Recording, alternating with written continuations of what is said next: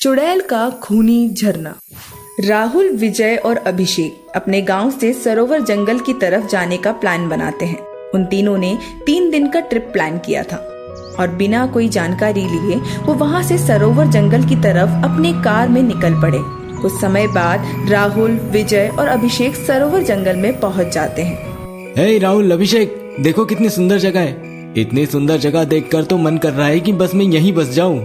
हाँ राहुल, तू सही बोल रहा है। दोनों आपस में बात कर ही रहे होते हैं कि तभी उनको किसी के सिसकने की आवाज आती है।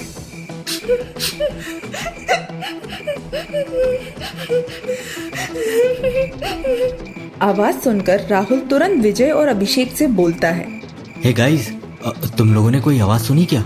अरे ये तेरा भ्रम है। तू डर रहा है इतना काला और घना अंधेरा देखकर। नहीं, मुझे कोई भ्रम नहीं हुआ है और ना ही मैं डर रहा हूँ। मुझे जो लगा वो मैं तुम्हें बता रहा हूँ। मैंने सच में अभी किसी के सिसकने की आवाज सुनी थी।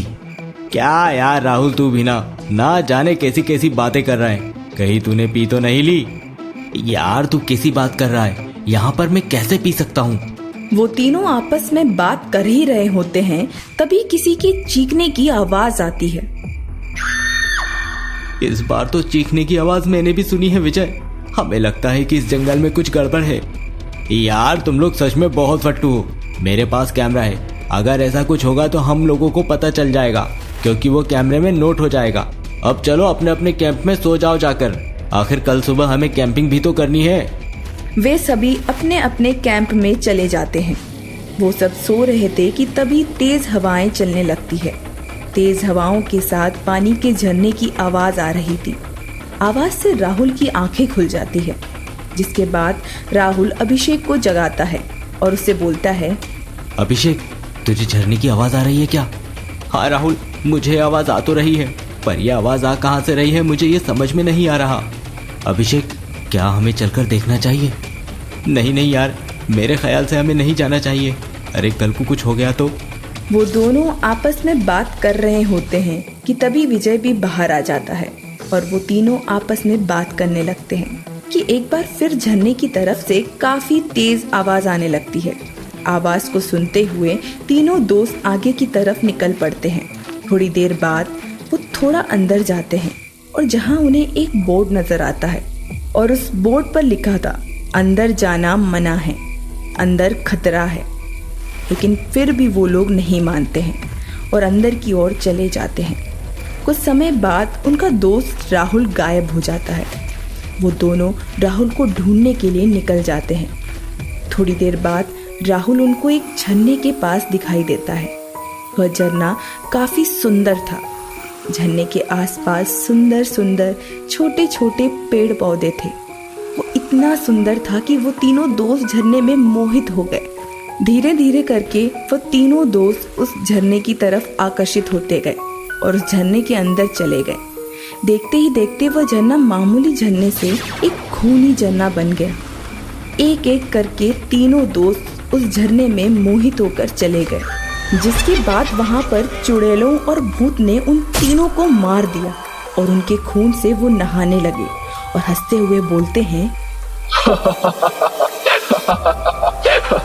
मैं किसी को भी नहीं छोड़ूंगी यहाँ पर, और अगर इस जगह में कोई भी आया तो उसे जिंदा वापस नहीं जाने दूंगी। मैं उसको मार दूंगी। इस तरह चुड़ैलें और भूत उन दोस्तों को मार देते हैं। ऐसे ही अब समय गुजरता रहा और समय के साथ साथ अगर कोई भी वहां पर जाता तो वो चुड़ैल किसी को भी नहीं छोड़ती।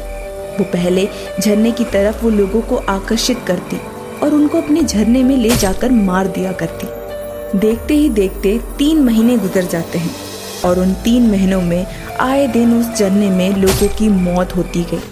ऐसे ही एक दिन शामू अपनी पत्नी काजल के साथ पिकनिक पर उसी जंगल के रास्ते जा रहा था कि तभी काजल को झरने की आवाज सुनाई देती है और वो अपने पति से बोलती है, शामू जी, यहाँ आसपास लगता है कि कोई झरना है। क्यों ना हम कुछ देर के लिए वहाँ पर बैठकर आराम कर ले। वैसे भी झरने के आसपास बैठकर ऐसे लगता है कि हम किसी बहुत अच्छी जगह पर आ गए हैं, जहाँ पर नेचर की शुद्ध हवा रहती है। हाँ, तुम सही बोल रही हो। चलो मैं कार को यहीं साइड में लगा देता हूँ। इतना कहकर शामू अपनी कार को साइड में लगा देता है और अपनी बीवी के साथ उस झरने के पास चले जाता है। जैसे ही शामू झरने के पास जाता है कि तभी वो झरना उसको आकर्षित करने लगता है, लेकिन काजल को झरना आकर्षित नहीं कर पाता क्योंकि उसके गले में दुर्गा माता का लॉकेट था। शामू झरने की तरफ देख उसकी तरफ बढ़ता जाता है। अपने पति को इस तरह आगे की तरफ जाता देख काजल अपने पति को आवाज लगाती है, शामू जी, शामू जी, आप कहाँ जा रहे हैं? आप मुझे यहाँ अकेले छोड़कर नहीं जा सकते। शामू अपनी बीवी की एक नहीं सुनता और वो अपनी बीवी की बात ना सुनते हुए झरने की तरफ तेजी से आगे बढ़ रहा था। ये देखकर काजल थोड़ी हैरान हो जाती है और थोड़ी देर बाद शामू जब झरने के पास पहुंचता है, शामू के पीछे उसकी पत्नी भी थी। अब जैसे ही काजल उस झरने के पास पहुंचती है तो देखती है कि वो झरना मामूली पानी से एक खूनी झरना बन जाता है और उसके आसपास के छोटे छोटे पेड़ पौधे, एक भयानक सा पेड़ जिसके ऊपर लोगों की लाश लटक रही होती है। ये सब देखकर काजल थोड़ी सी डर जाती है और हिम्मत करके अपने पति का हाथ पकड़कर खींच लेती है, जिसके बाद शामू उस झरने में जाने से बच जाता है और थोड़ी देर बाद शामू होश में आ जाता है। ऐसा कह सकते हैं कि शामू का सम्मोहन टूट जाता है और जैसे ही उसका सम्मोहन टूटता है तभी वहाँ पर तिल मिलाते हुए चुड़ैल और भूत आ जाते हैं और गुस्से में काजल से बोलते हैं, तेरी इतनी हिम्मत कि तूने मेरे शिकार को मुझसे दूर कर दिया, अब तू भी नहीं बचेगी मेरे हाथों। तू भी ठीक उसी तरह मारी जाएगी जैसे यहाँ पर आए दिन लोगों की मौत होती है। ये तेरा शिकार नहीं बल्कि मेरा पति है, समझी तू?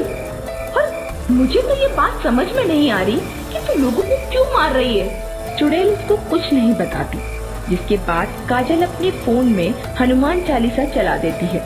हनुमान चालीसा की वजह से वहाँ के भूत और चुड़ैल दर्द में चिल्लाने लगते हैं और दर्द में चुड़ैल बोलती है, बताती हूँ, हम लोग एक प्रेत आत्माएं हैं। हम लोगों की इच्छा पूरी नहीं हुई थी और इच्छा पूरी न होने की वजह से हम लोग प्रेत आत्माएं बन गए। यहाँ पर घूमने के लिए आए थे, लेकिन झरने में मेरा पैर फिसल गया, जिसके बाद मेरी मौत हो गई। अकेले भूतों की दुनिया में मैं नहीं रहना चाहती थी, इसलिए धीरे धीरे करके मैंने अपने दोस्तों को मारा और उन्हें अपनी तरह भूत और चुड़ैल बना दिया। मुझे तब भी शांति नहीं मिली तो मैंने और मेरे दोस्तों के साथ मिलकर यहाँ पर आने वाले इंसान को मारना शुरू कर दिया। तुझे किसी ने जानबूझकर नहीं मारा था, तो तू इस तरह बेकसूर लोगों को नहीं मार सकती। तेरा कोई अधिकार नहीं बनता कि तू बेकसूर लोगों की जान ले ले। तुझे जो करना है वो कर ले। भूत की ये बात सुनकर काजल उन सब के मालकिन चुड़ैल के गले में अपने गले से दुर्गा माता का लॉकेट निकालकर डाल देती है, जिसके बाद चुड़ैल जलकर भस्म हो जाती है और उसके साथ साथ जो चुड़ैल और भूत थे वो भी जलकर मर गए। इस तरह काजल ने अपने पति को उस खूनी झरने से बचा लिया। साथ ही साथ उस झरने से उन चुड़ैलों और आत्माओं का साया भी हमेशा के लिए हट गया, जिसके बाद काजल अपनी आगे की जिंदगी खुशी से व्यतीत करने लगी। लेकिन उन लोगों को ये भयानक दिन हमेशा याद रह गया।